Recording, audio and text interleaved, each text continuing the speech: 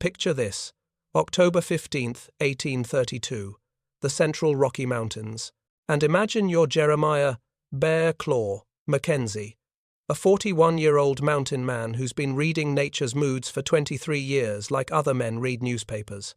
This Pennsylvania farm boy turned wilderness survivor has seen things that would make your hair white: Blackfeet war parties that could track a whisper across stone, grizzly bears that stood 9 feet tall and had attitudes to match, and winters so brutal they turned spit into ice before it hit the ground. But on this particular autumn morning, something was different. Something was wrong. Mackenzie was working his trap lines near Cache Creek when he noticed it first: the silence. Now, when I say silence, I don't mean the peaceful quiet you might experience on a Sunday morning. I mean the kind of absolute, unnatural stillness that makes the hair on the back of your neck stand up and salute. The birds, every last chattering, chirping, singing one of them, had gone completely quiet. Think about that for a moment. When was the last time you heard absolutely no birds? Even in the middle of a city, you'll catch the occasional pigeon or sparrow. But out here, in the heart of the Rockies, where wildlife outnumbers humans by about 10,000 to 1, complete bird silence meant only one thing: something big was coming. Mackenzie knew this. After 23 years in country that didn't forgive mistakes, he'd developed what you might call a sixth sense about these things. He knew nature's warning signs better than most men knew their wives' cooking schedules. And right now, every instinct he'd honed through survival and near-death experiences was screaming danger. The temperature began dropping.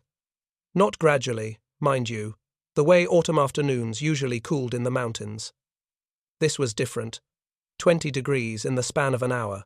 Imagine standing outside on a pleasant fall day, maybe 60 degrees, and suddenly finding yourself in the kind of cold that makes your breath visible and your fingers numb. That's what Mackenzie was experiencing, except he was already at 8,000 feet elevation where the air was thin and the weather could turn murderous without warning. Then came the wind.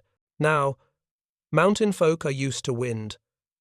The Rockies funnel air through passes and valleys like a giant organ pipe, creating sounds that can range from whispers to screams. But this wasn't the usual mountain breeze that keeps mosquitoes away and rustles the aspen leaves. This was something else entirely, a howling, roaring beast of moving air that grabbed ancient pine trees, some of them 200 years old and thick as wagon wheels, and bent them like they were blades of grass. Mackenzie's mind started calculating, the way experienced outdoorsmen do when survival becomes the only thing that matters. His beaver pelts, 8 months' worth of back-breaking work in icy streams, hung drying on wooden frames near his camp. Those pelts represented serious money, enough to buy supplies for another year, or maybe even passage back to civilization if a man decided he'd had enough of the mountains. His gunpowder, worth more than its weight in gold out here, where the nearest resupply might be 500 miles away, sat in leather pouches that wouldn't survive a serious soaking. But all those practical concerns, the money, the supplies, the careful planning that kept a man alive in this country, all of that evaporated like morning mist when the first lightning bolt struck. Picture the most spectacular lightning you've ever seen. Maybe a summer thunderstorm that lit up the sky and made you count the seconds until thunder rumbled overhead. Now multiply that by 10, and imagine it striking a pine tree just 200 yards away, close enough that you could have thrown a rock and hit the base of that tree if you'd had good aim and a strong arm. The lightning didn't just strike the tree, it exploded it. Split that ancient pine from crown to root like someone had taken the world's largest axe to it. Chunks of wood the size of war lances came whistling through the air, moving fast enough to punch through a man's chest or take his head clean off. The sound wasn't just thunder, it was the mountain itself being torn apart. And then came the rain. When most people think of rain, they picture drops falling from clouds, maybe a steady shower, or even a downpour that soaks you through in minutes. But what hit the Rockies that October afternoon wasn't rain in any normal sense. It was a solid wall of water, as if someone had taken Lake Superior and turned it upside down all at once. Dry gulches that had been bone-dry creek beds for months suddenly became raging torrents, capable of moving boulders the size of houses. Mackenzie made a decision that probably saved his life. Instead of trying to save his gear, instead of running away from the danger like every human instinct told him to do, he ran toward something else. A memory. A piece of knowledge that had been bought with blood and humility 15 years earlier. He was heading for what his Shoshone mentor had called Earth's secret rooms, a tangled mass of roots where 3 grandfather cedar trees had grown together for centuries, their intertwined foundation, creating natural shelter that could protect a man from the kind of storm that was about to test everything he'd learned about survival. But here's what makes this story truly remarkable. Mackenzie wasn't just running toward physical shelter, he was running toward knowledge that bridged 2 worlds, the practical wisdom of native peoples who had survived in these mountains for thousands of years, and the desperate ingenuity of newcomers trying to carve out an existence in country that didn't particularly want them there. The question that will determine whether Mackenzie lives or dies isn't whether he can find this shelter.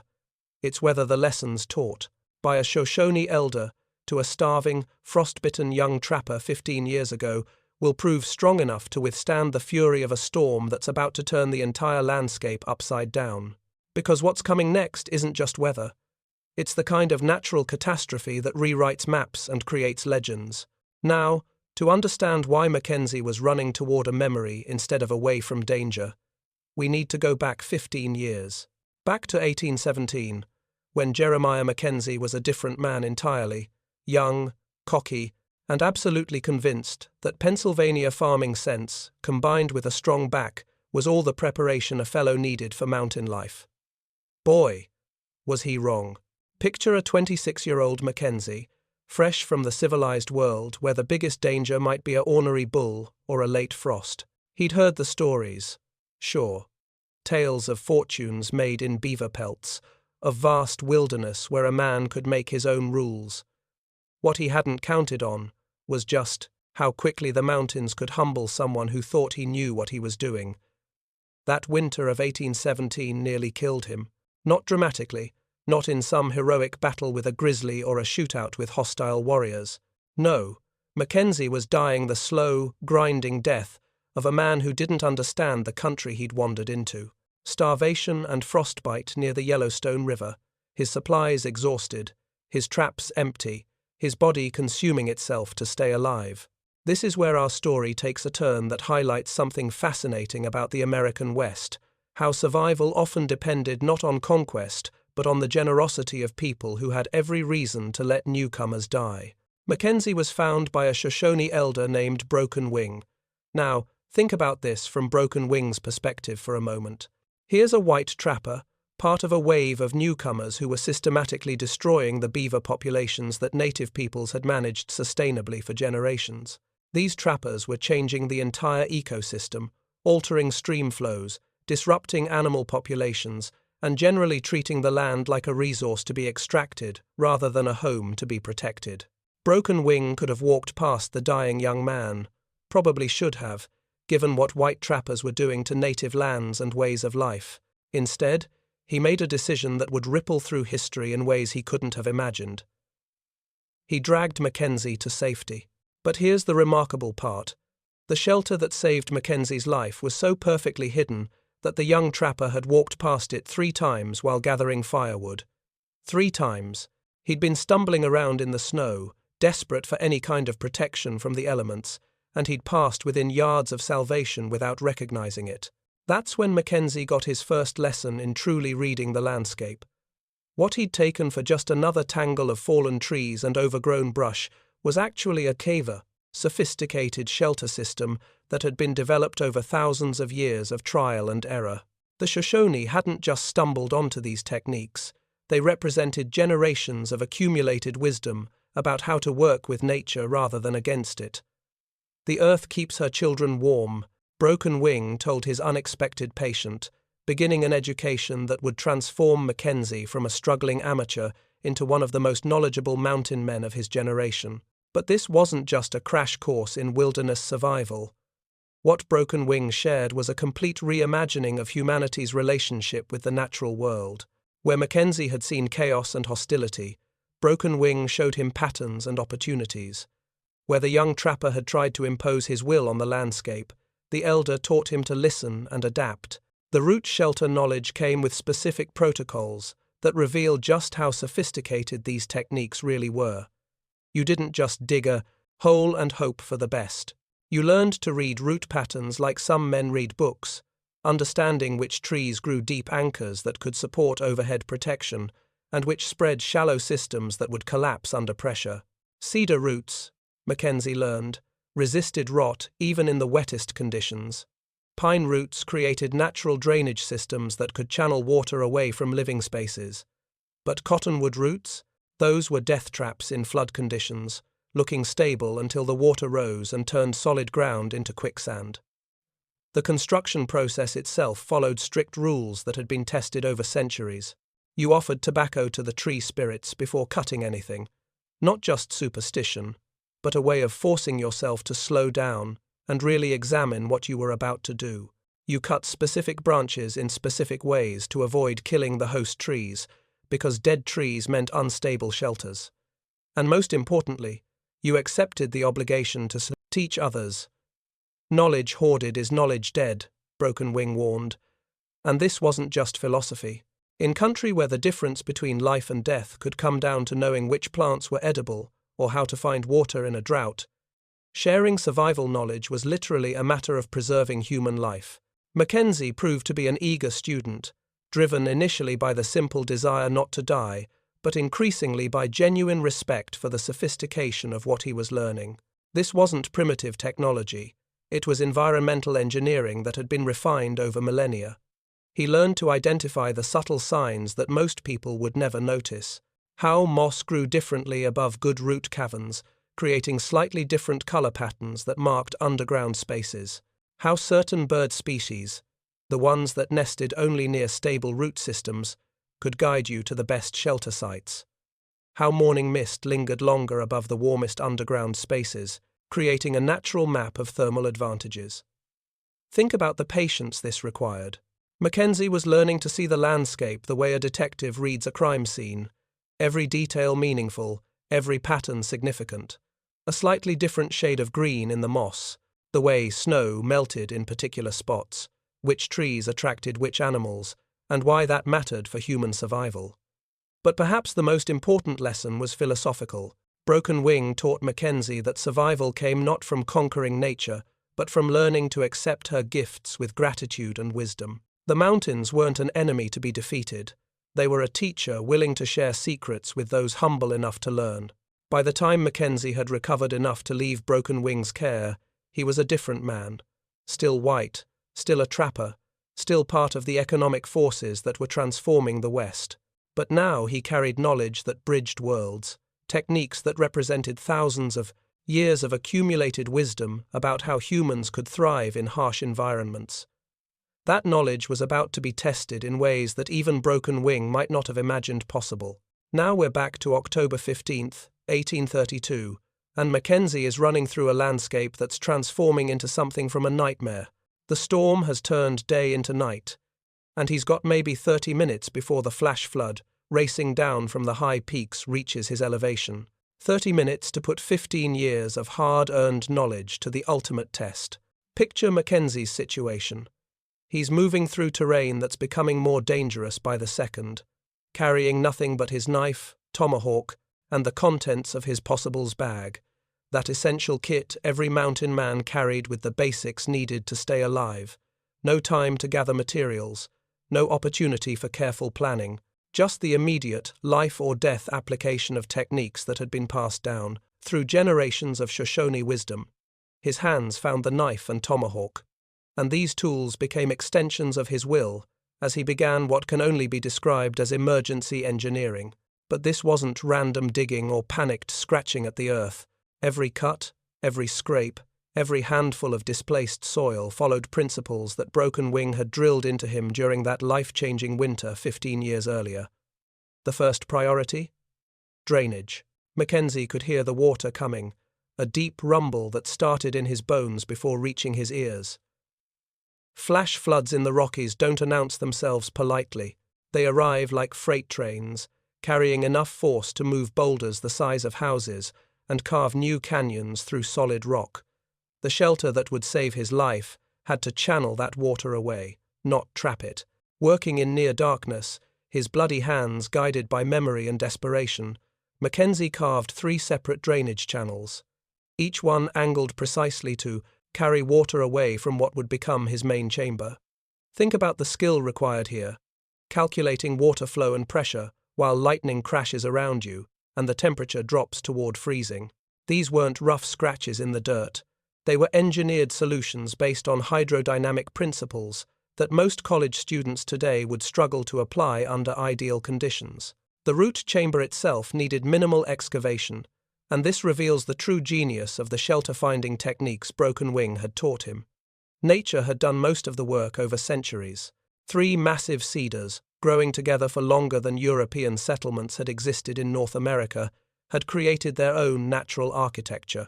Their intertwined roots formed chambers and passages that could protect human life if you knew how to recognize and enhance what was already there. But the entrance required careful engineering that would determine whether Mackenzie lived or died. Too large, and the rain would pour in, turning his shelter into a death trap. Too small, and he'd have no ventilation, a problem that could kill him just as surely as drowning, only more slowly. The balance had to be perfect. Mackenzie's solution drew on techniques that represented hundreds of generations of refinement. He cut the entrance to specific dimensions that would create what engineers today would recognize as optimal airflow, large enough for adequate ventilation, small enough to prevent water infiltration, angled in a way that would actually use the storm's own wind pressure to improve air circulation rather than fight against it. The waterproofing came next, and here's where Mackenzie's possibles bag proved its worth. Elk hide that he'd been carrying for emergency repairs became his primary weather barrier. But elk hide alone wouldn't hold against the fury bearing down on the mountains. He sealed it with pine pitch, resin he'd been saving for canoe repairs, creating a waterproof membrane that could flex with the wind without tearing. Think about the presence of mind this required. Mackenzie was essentially performing precision engineering while the world came apart around him. Trees that had stood for centuries were crashing down. The lightning strikes were so frequent that the darkness flickered like a broken electric light.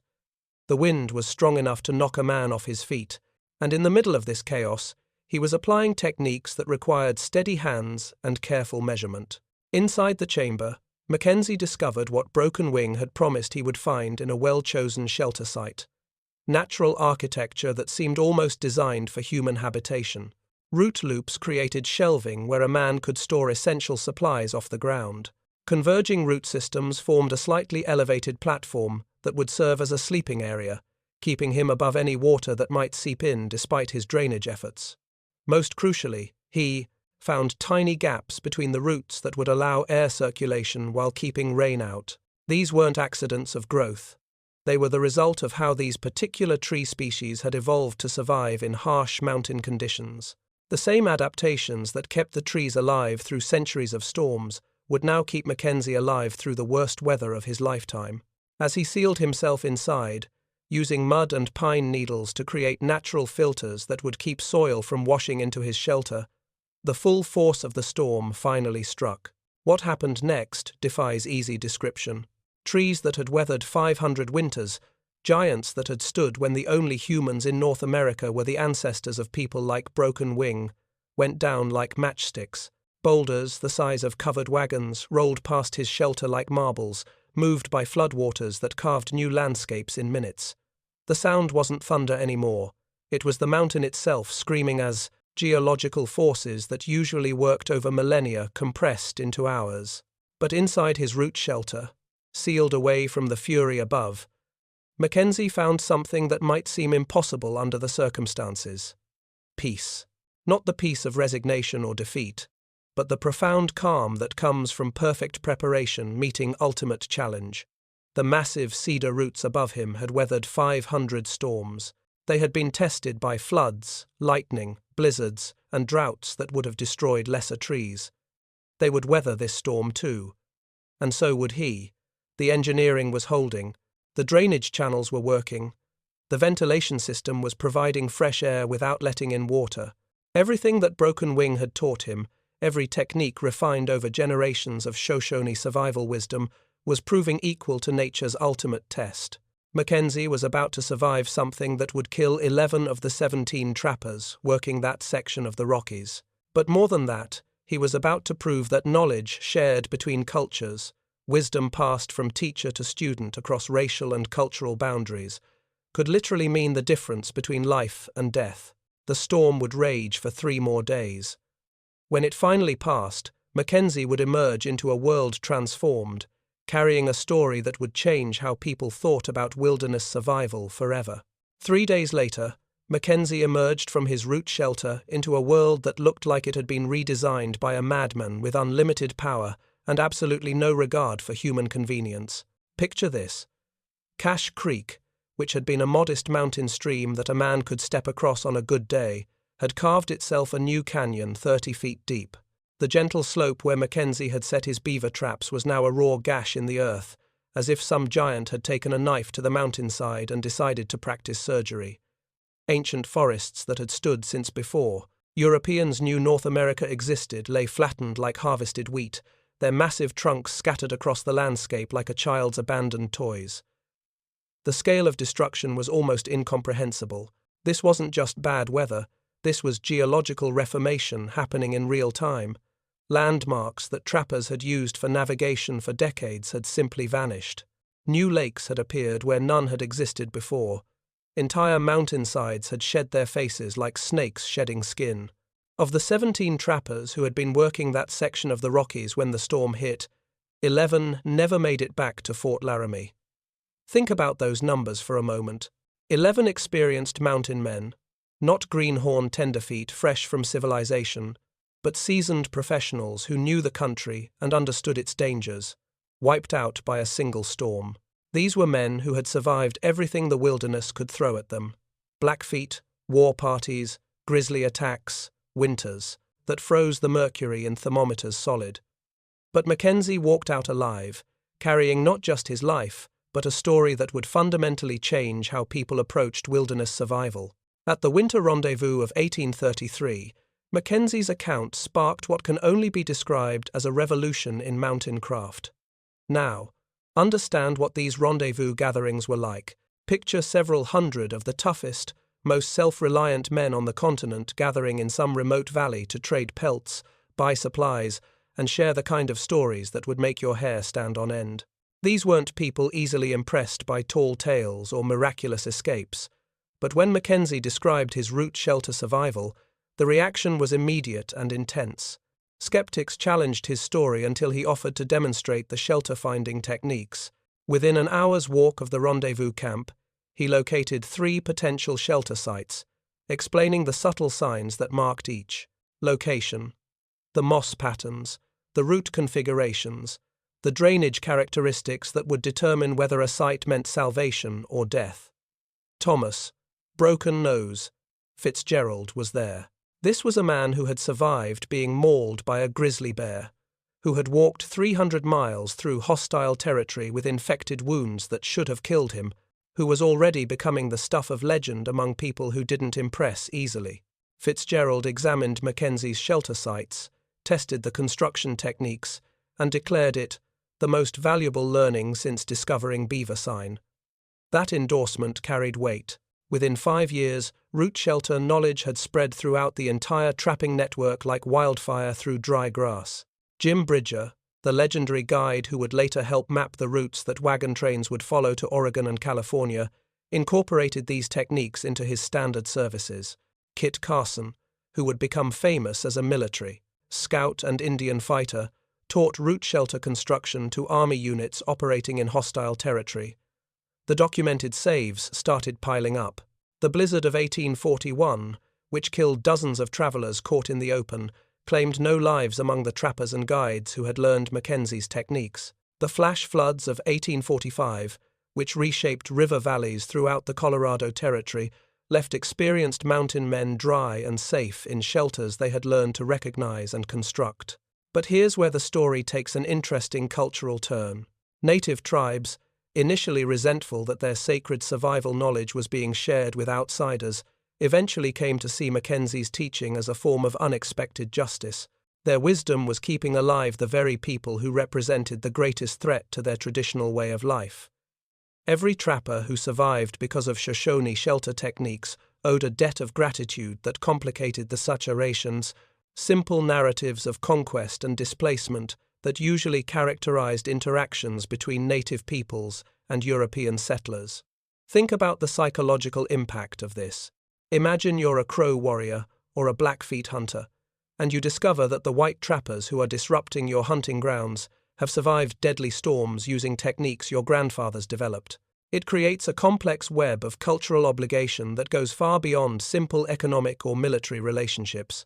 The true legacy of Mackenzie's survival lived on through specific innovations that bore his name throughout the mountain man community. Mackenzie's drainage channel design became standard practice for anyone constructing emergency shelters in flood-prone areas. His pine pitch waterproofing method was adopted by everyone from fur trappers to military expeditions. His system for marking good shelter sites for future use created a network of safe havens that saved countless lives over the following decades. But perhaps the most important innovation was the systematic way Mackenzie taught these techniques. Unlike the traditional method of learning through apprenticeship and gradual initiation, Mackenzie developed what we might recognize today as a curriculum. He broke down the shelter-finding process into learnable steps, created methods for recognizing good sites from a distance, and established protocols for testing shelter integrity before committing to construction. Modern wilderness survival schools, from Colorado to Alaska, still teach these techniques, often without realizing they're passing on knowledge that originated with a Shoshone elder named Broken Wing and was preserved through the survival story of a Pennsylvania farm boy turned mountain man. Special Forces units train in root shelter construction as part of their survival, evasion, resistance, and escape programs. The principles Mackenzie learned, reading landscape patterns, working with natural systems rather than against them, understanding the relationship between water flow and underground spaces, these form the foundation of contemporary wilderness survival education. But perhaps the greatest legacy is philosophical rather than technical. Mackenzie's story represents a fundamental shift in how humans can relate to hostile environments. Instead of the conquest narrative that dominated much of westward expansion, his survival demonstrated that the deepest wisdom often comes from learning to accept nature's gifts with humility and gratitude. The mountains weren't an enemy to be defeated through superior firepower or technology. They were a teacher willing to share secrets with those humble enough to learn. That lesson, bought with 3 days of terror in a root shelter while the world came apart overhead, continues to save lives more than a century and a half later. Sometimes the most powerful survival tool isn't a knife or a gun or even a shelter. Sometimes it's the willingness to accept wisdom from unexpected sources, and the humility to recognize that survival comes not from conquering nature, but from learning to speak her language fluently enough to hear when she offers sanctuary in the storm. Mackenzie emerged from his shelter carrying more than just his life. He carried proof that knowledge shared across cultural boundaries, wisdom passed from teacher to student, regardless of race or background, could literally mean the difference between life and death.